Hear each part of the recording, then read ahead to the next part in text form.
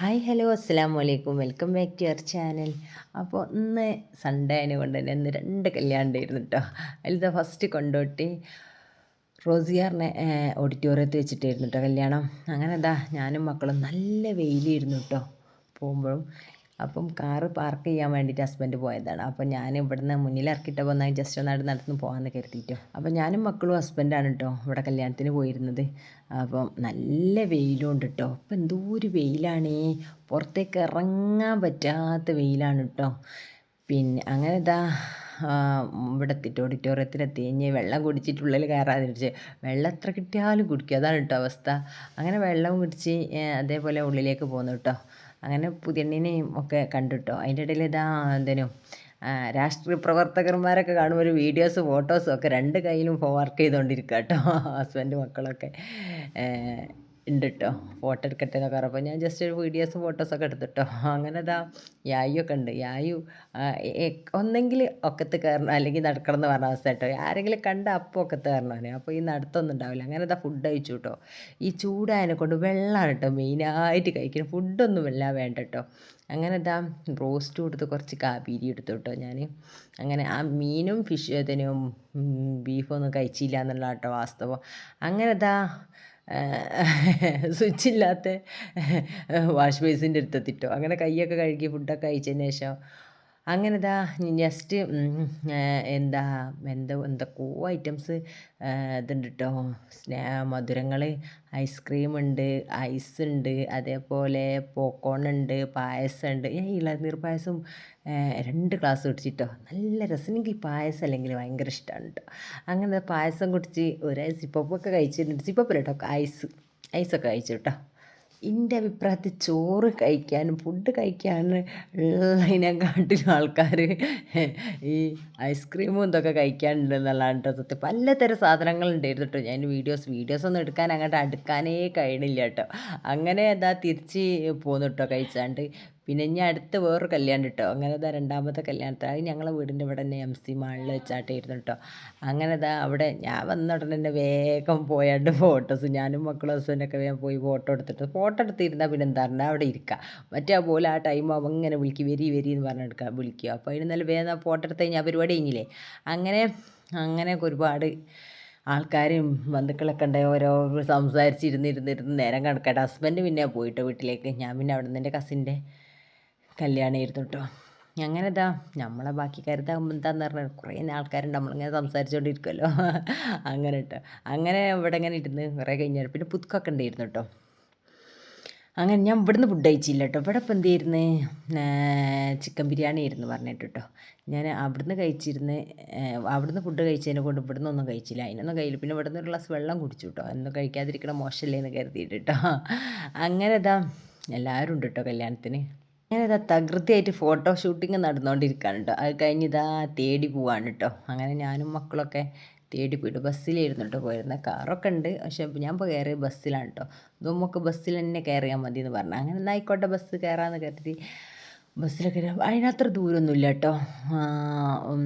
ഒരു 3-4-5 കിലോമീറ്റർ അത്രേ ഉള്ളൂ കേട്ടോ. അതിലേറൊന്നുമില്ല കേട്ടോ. പുതിയണ്ണിൻ്റെ വീട്ടിലേക്ക്, മണവാട്ടിൻ്റെ വീട്ടിലേക്ക് എന്ന് പറയൂലേ, അതന്നെ. അങ്ങനെ ഞങ്ങൾ മണവാട്ടിൻ്റെ വീട്ടിലേക്ക് പോയിക്കൊണ്ടിരിക്കുകയാണ് കേട്ടോ. അങ്ങനെ വീഡിയോസ് ഞാൻ അങ്ങനെ എടുക്കുന്നുണ്ട്, പാട്ടിട്ട് ഡാൻസൊക്കെ നടന്നുകൊണ്ടിരിക്കുന്നുണ്ട് കേട്ടോ അതിൻ്റെ ഉള്ളിൽ. പിന്നെ എന്താണ് വെയിലല്ലേ, നല്ല വെയിലുണ്ട്. പക്ഷെ നല്ല ആൾക്കാരുണ്ടായിരുന്നു കേട്ടോ വണ്ടിയിൽ. അതിൻ്റെ ഒരു ഇത് പോരാത്തതിന് എന്താ പറയുക, ഈ ബസ്സിൻ്റെ ഉള്ളിൽ ഫാനൊക്കെ എന്തോ ഒരു ഇതായിട്ട് ഞാൻ ഇരുന്ന സൈഡത്തെ ഫാന് കേടുന്നു കേട്ടോ. അതുകൊണ്ട് ഈ പുറത്തുനിന്നുള്ള കാറ്റ് മാത്രമേ ഉള്ളൂ ഗൈസ്. എന്നാലും നല്ല പുഴയൊക്കെ കണ്ട് നല്ല ചാലിയാറിൻ്റെ പ്രകൃതി ഭംഗി ആസ്വദിച്ചുകൊണ്ടാണ് കേട്ടോ എന്താ പറയുക തേടി പോണത്. നല്ല ഭംഗിയുണ്ട് കേട്ടോ. അതുകൊണ്ട് ദോമോളൊക്കെ കളിക്കുന്നുണ്ട് കേട്ടോ. ദോമോൾ നല്ല പാട്ട് കേട്ടോ. ഞാനും ദോമോളും തീരെ അടങ്ങിയിരിക്കില്ല കേട്ടോ. എനിക്ക് പാട്ടൊരു ക്രേസിയാണ് ഗൈസ്. ബസ്സൊക്കെ ആണ് പ്രത്യേകിച്ച്. ഇതിപ്പോൾ എന്താ ആയി മടിയിൽ നിന്ന് എണീക്കാത്തതിനെ കൊണ്ട് ഡാൻസ് കളിക്കും. എന്നാലും ഞാൻ അഡ്ജസ്റ്റ് ചെയ്ത് ഇരിക്കണോടത്തു നിന്നൊക്കെ ചാടി കളിക്കുന്നുണ്ട് ഗൈസ്. അതെനിക്ക് ഭയങ്കര ഇഷ്ടമാണ് കേട്ടോ. ഞാനിപ്പോഴത്തെ എന്താ പറയുക, 3 മക്കളും ഉമ്മയൊക്കെയാണ്, ഒക്കെ ശരി തന്നെയാണ് പറഞ്ഞിട്ടല്ല, എനിക്ക് ഭയങ്കര ഇഷ്ടമായിട്ട് ഈ ഡാൻസ് കളിക്കുക, ഈ ബുക്കൊക്കെ പോകുമ്പോൾ അങ്ങനെ ഉണ്ടാവില്ല, പാട്ട് കേട്ട ചാടി കളിക്കുക എന്നുള്ളതിൻ്റെ എൻ്റെ ഒരു ഇതാണ്. എന്താണെന്നറിയില്ല. എനിക്കൊരു പ്രത്യേക ഒരു ഇഷ്ടമാണ് കേട്ടോ. അതിനിപ്പോൾ ചിലപ്പോഴെങ്കിലും പറയും എന്തിനാ ഇപ്പം ഇങ്ങനെ കളിക്കുന്നത് എനിക്ക് പ്രായം പക്ഷേ എന്താ അറിയില്ല എനിക്ക് ഭയങ്കര ഇഷ്ടമാണ് കേട്ടോ.